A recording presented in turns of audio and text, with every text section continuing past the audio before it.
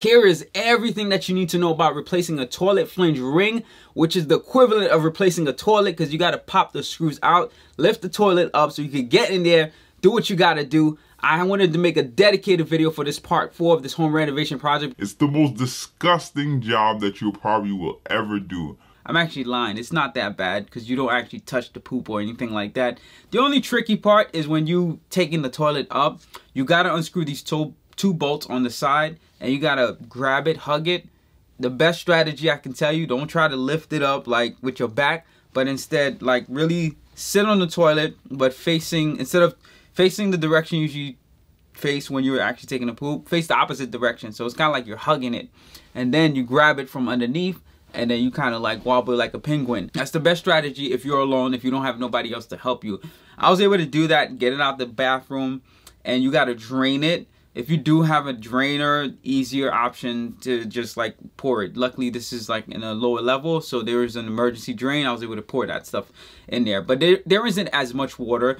The other thing you could do is take a throwaway towel, because it's gonna be disgusting. You got to pour it in there and keep pulling stuff out. Make sure you got like those long gloves along with you, so you can soak out the water until you pour as much out as possible. So just to give you a high level of the process before we dive into the video, what I did was the toilet was loose.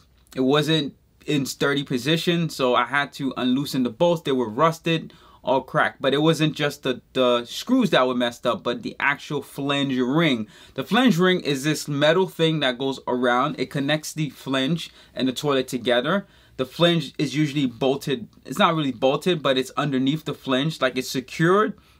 That's how they pretty much come in play. And then you got the screws that come out of the flange to hold the toilet secured. The flange ring, unfortunately, when you break that original one that it comes with, you can't just put it back together, because it has to go pretty much in between where the flange sits, because the flange is like this thick, this wide, but then the ring itself has to be this wide, so that way it could never come out.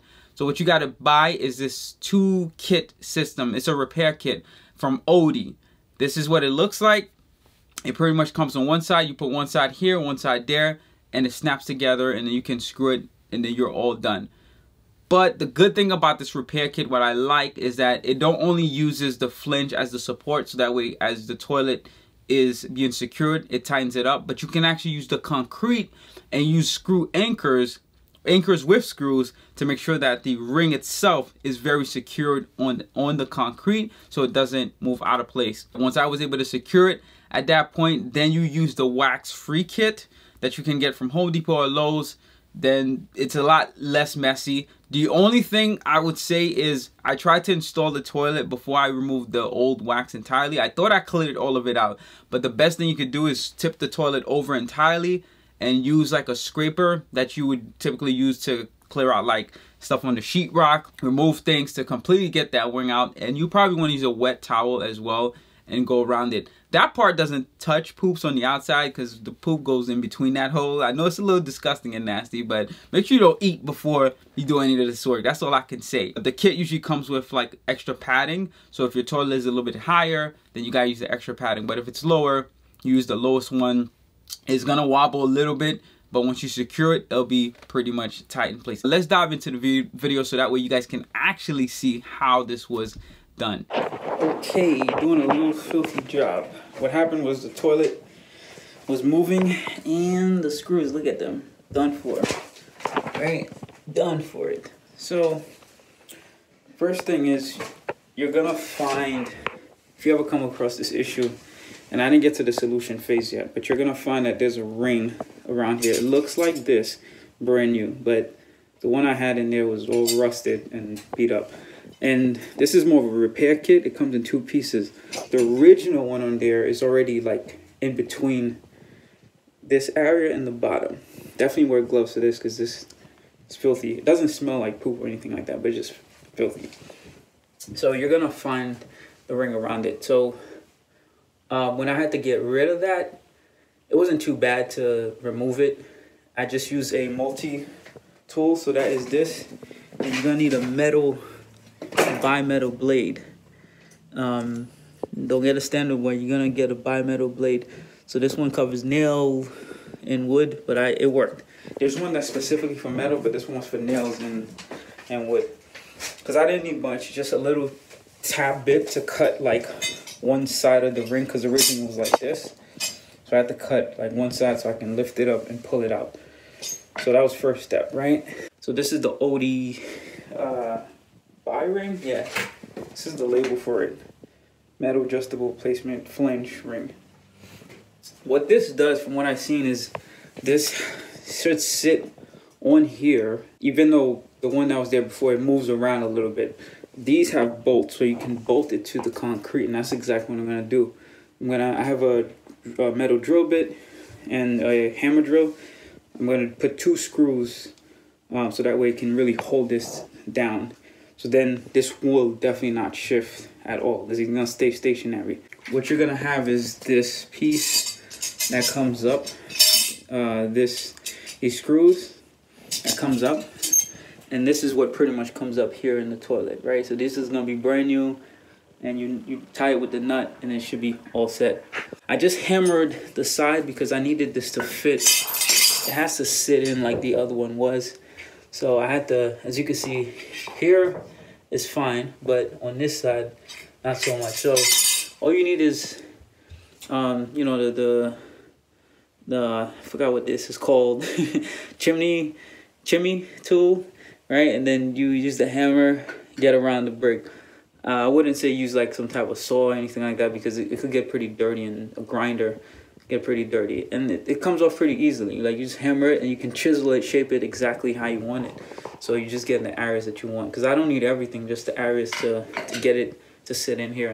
Okay, so it's all prepped up. As you can see, it sits now on the inside pretty nicely. It should pretty much be even when I slide both of these pieces in. They should be at the same height, right? Look closely. You're at the same height, and that's what is important. So I'm gonna put 2 screws, one here, one there. These are the screws I'm gonna use. It doesn't come with it, so I gotta drill a tiny piece of hole to make space for this. Pop this in. So I'm gonna put the blue in underneath this the ring, and then put the washer on top of this, and then screw it through, and then that should hold this in place. And you only need 2. They give you mad holes, but you only need 2. All right, so we got the anchors in. They're not going all the way in because the floor is not perfectly level, and I can't get the hammer through. So the trick I did was I tied the screw to this a little bit, and then I hammered it down. That's how I got this one as close, but this one, I tried, but it didn't work. So I'll just do that and try to bring it down, right? Oh, it worked. All right. So we got that one in. Okay, so perfect. I'm actually decided to use these screws. Those are concrete screws right here. They're better. It's a little thicker, but it should really hold a good grip. And I think they're good for the weather too, so water, if anything like that, the screw won't snap, because it's meant for exterior versus the other screws. They're good, but these are definitely much better. All right, bits are completely in there, vacuumed all the dust out. So now it's time to get to work. This is the drill bit I use. This is no way me endorsing them, but I had this since 2019. So, and it's still kicking and rocking right now with me, so which is pretty good. So we're gonna put the 2 plates in right now. There's the blue screws. Another trick is to make this even tighter. You don't have to do this, but use a toothpick. What it's gonna do is just, it gives it extra security, because screws like to hold on to wood. So I'm using a tiny piece because there isn't enough room. Like, these screws are already like mad bulky and such, so this is just gonna give it the extra security, but it should pretty snap in there pretty nicely. For the drill bit, do not use flathead for these. Use the hex, because it's just gonna give you that tightness that you really need. Don't use a hammer drill to tighten these up. Either use screwdriver or normal drill. Okay, so this is how it's supposed to look with the screws in. See, I got the washers, very small washers from Home Depot, so this helps it not get squished. Well, this one is moving a little bit. That means I could tighten it some more. It's the bit, right? The hex bit I'm using. So, okay, so if you see us screws doing that, pull it out, get some wood. Alright, so this is how it's supposed to look. Nice and firm, nice and tight, not moving. So you can see this covers this part and this hugs this part, so this can be lifted up, you know, on normal circumstances. And you're all set. Now it's time for the wax seal, the waxless seal. Then we can put the toilet back. Video from Corky, I'm sorry. They said to clean the top off, and that's what I just did here. That's why here looks a little bit cleaner. I got as much wax at the top as I could. I think they want you to do that so it can sit as flat as possible. Okay, got it all together. So this is all clean. The bolts are in place. So the bolts, they look like this. So I had to hold it from the bottom. When you're carrying it, hold these two sides. And what I did was I carried it like one of those men. So this was my position. Put one in here, one there, and there. And then I just walk like that. It's weird, but it's funny at the same time. So that's if you don't have two people with you. And then you pop it in there. So see, the screw came up on top. Once you make sure that fits in, you got the washer, and then you put the nut bolt on top, squeeze it in, and it's tight. Same thing on this side as well, and then we're pretty much all set. So I actually used the smaller size, this ring. What happened is when I put this, so I miscalculated, it was way too wobbly. It's supposed to be a little bit wobbly, but not too crazy. The next phase here, we're gonna turn on the water, make sure everything is coming down, no leaks, and then put caulk around these edges to give it like that nice finish, and then it should be straight. Caulk job, look at that professionalism, all done. Still a little bit wet on the edge. So the trick is, you're gonna get like extra caulk, or at least the way I did it. It's hard to shape with a piece of tape around this, so it's alright. Get the one layer of caulking all around, right? Using the caulk gun, slide it all around. You can get the extra caulking. You're gonna go through at least the way I do it. I went through two things of microfiber cloths. So I use my finger first, make sure it's wet, go all the way around the toilet, and you're gonna get smudges on the side as well as on the floor. So the next, after you get it all to be as like all in there, make sure there's no gaps, no open gaps. Like you see, like right here, no open gaps. Like there's nothing. Everything is pushed all the way in, and that's what you want to make sure. Check all around. Now use the microfiber cloth. Make sure it's wet, preferably warm water, and then use your finger through it. Right, like from here, like this. Right, this piece is wet. Put the finger right there, and then what you do is now go all the way around, and it's gonna just form to the shape of whatever object it's around. So both the floor and the circular thing. So that's how I got it to look so perfect. There's nothing magical, special, and then you gotta go in one direction. Don't try to go back and forth. You gotta go one direction all the way through. You can stop and then just continue from where you left off, and it's just gonna create that smooth finish. I really hope you found all of this insightful. It is going to help you inside of your repair for a toilet. As you can see, repairing a toilet, replacing the flange, the ring, all that stuff, it all has to come apart in order for you to repair any of these things. But it's not as hard as it is. I took a lot of this from a YouTube video, but I also had to think about the concepts of the materials that it came with to make sure that everything was tight and secure. In the end, once you install this, you see that it doesn't shift and move. The last piece is to use some silicone around, as you have seen, and use the wet cloth, put it around it, and let that dry for a couple of days. I use the exterior silicone for all bathroom and kitchen stuff.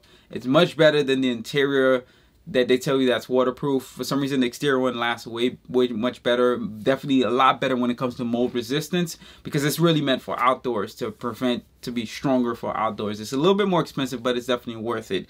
So hope you found all this insightful. Once again, peace and love. Like, share, subscribe. It's gonna really help someone else that probably has this issue find a resolution, a different angle that they can look at how to solve for this, and help their lives be much easier. They don't have to go and spend thousands of dollars on a plumber when they can actually do this themselves. And when you learn these things yourself, it becomes faster to repair. Like my tenant tells me, oh, I got this toilet issue, I know how to solve it in 5 minutes because I spent the hours making trials, errors, and mistakes. So I understand the structural, the foundation, the civil engineering, the mathematical concept, the whole theoretical, astronomical, scientifical extraction of how to piece and replace toilet together in a much simpler way. And that could be done in a couple of minutes. So peace and love. Trust in Jesus. Have an amazing one.